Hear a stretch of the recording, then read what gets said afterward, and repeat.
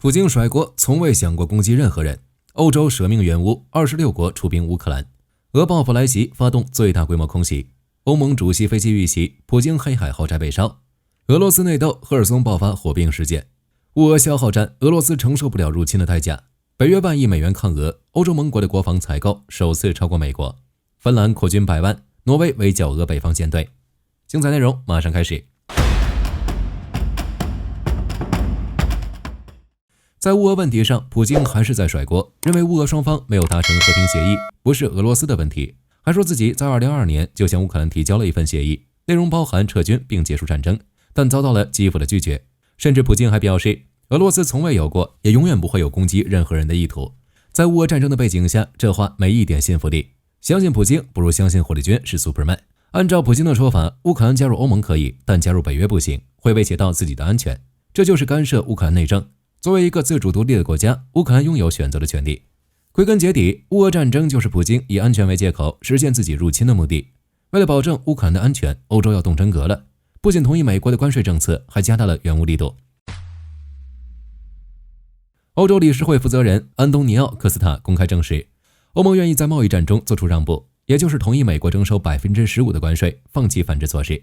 不过与其相对应的是，需要美国继续支持乌克兰。看来美国这若即若离的立场让欧盟感到担忧，感觉美国随时都会抽身离开。在这种情况下，只有与利益挂钩，才能保证美国长久支持乌克兰。从明面上看，欧盟这是向美国低头，不过实际上这也是一种隐形的施压。欧盟做出让步的前提就是美国支持乌克兰。换而言之，等到哪天美国支持俄罗斯，那么贸易战还要继续打下去。欧盟这是不惜损害自身利益，也要支持乌克兰。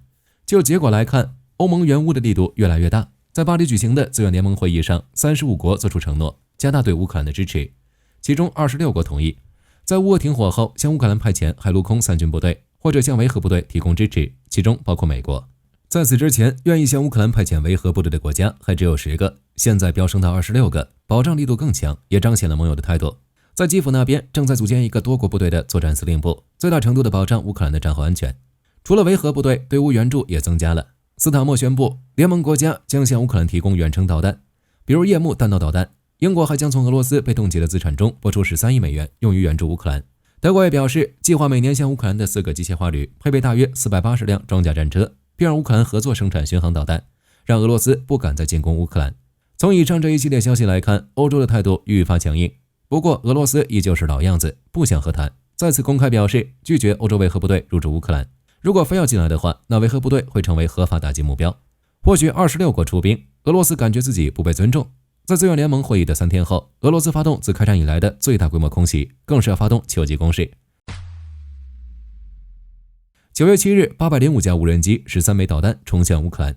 由于空袭规模太大，乌军拦截了751个目标，拦截率大约为 92%， 不如之前 94% 的拦截率。无人机残骸与那些未拦截的目标对乌克兰造成了一定的影响，其中包括基辅的总统办公室、乌克兰议会和内阁所在的政府区、内阁的办公大楼遇袭，屋顶破了一个大洞，周围的窗户都碎了，部分外墙坍塌。这释放一个明显信号，俄罗斯开始瞄准乌克兰决策机构了。此前，俄罗斯无差别攻击乌克兰目标，唯独没有袭击决策机构，比如内阁大楼、最高拉达、总统府等机构。俄罗斯首先打破默契，大概是真着急了。没办法，战场情况不太乐观。在过去一段时间，俄罗斯发动春夏攻势，对红星村展开了猛烈进攻，但一直没能成功，反而被乌军收复了多个定居点。前线攻势不利就算了，还频繁出现内斗的情况。在赫尔松地区，俄军第70摩步师下属第24团跟邻近的俄罗斯第127独立侦察旅发生了一起严重的火并事件。不知道为什么，第24团的士兵突然向第127旅开火，后者还以为是遭到渗透攻击，于是开火反击。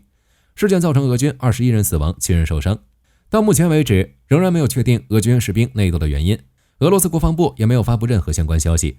就火力军来说，俄军反叛内斗并不是什么新鲜事，原因无非是压力太大，指挥官不当人等。为了给自己挽尊，俄罗斯开始准备秋季攻势。来自乌克兰的消息称，俄军指挥部正在顿涅茨克西部，特别是红星村方向进行大规模的部队集结。一名乌克兰军人声称，俄军指挥部将5到6个海军步兵旅、1个坦克团、1个步兵团、2个摩托化步枪旅重新部署到了多布罗皮蒂亚方向。第18联合兵种集团军第70摩托化步枪师的人员也被调往恰索菲亚尔。为了准备这次攻势，俄军还将坦克装甲车从乌克兰南部转移到顿涅茨克，包括 T90M、T72 等。这是自2022年基辅攻势失败以来俄军最大规模的坦克集群。不过就火力军来说，俄军很难实现这个目标。为了抵御俄军的攻势，乌军在东部打造一个由战壕、掩体以及物理屏障构成的3层防御体系，并根据俄军的战术进行了一定的升级，比如更深的战壕、小规模部队与无人机操作员使用的掩体、反无人机网和金属网等，应对俄军的无人机与渗透作战。占领顿涅茨克全境注定只是普京的一场梦。就结果来看，当前的乌俄战场已经成为沙漏竞赛，一个是在乌克兰还能撑多长，另一个则是俄罗斯经济崩溃的时间，谁的沙漏先流完，谁就输了。在俄罗斯军方经过层层润色的情况下，普京很自信，觉得自己很快就要赢了。实际上这只是普京的错觉，俄罗斯的经济已经撑不住了。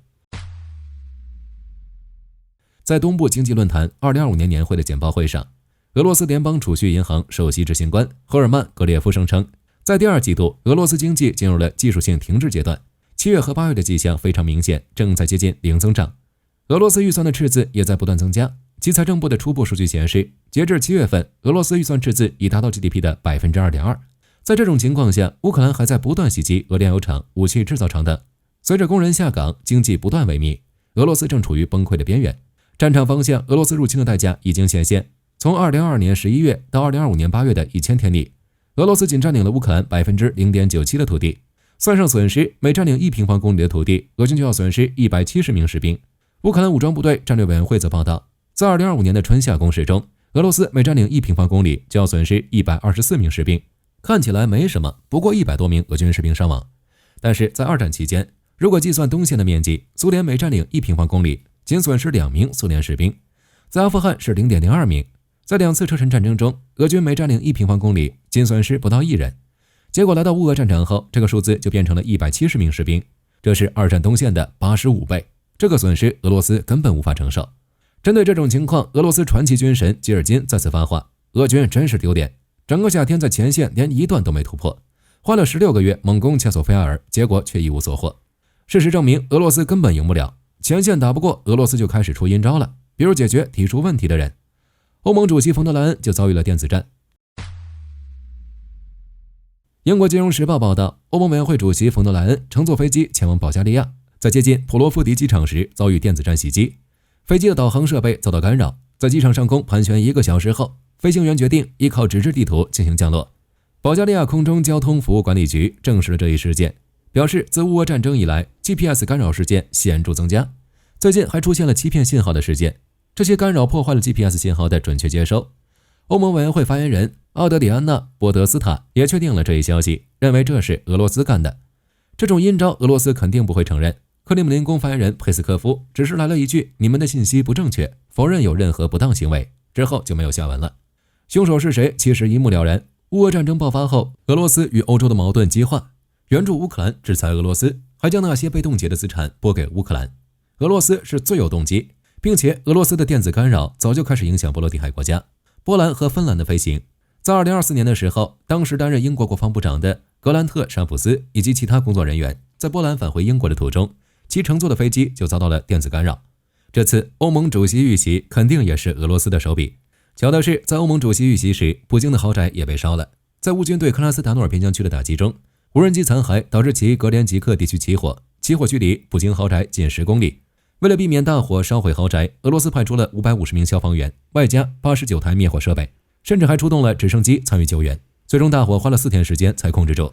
在这个时间里，普京的豪宅有没有被烧，大家可以猜一下。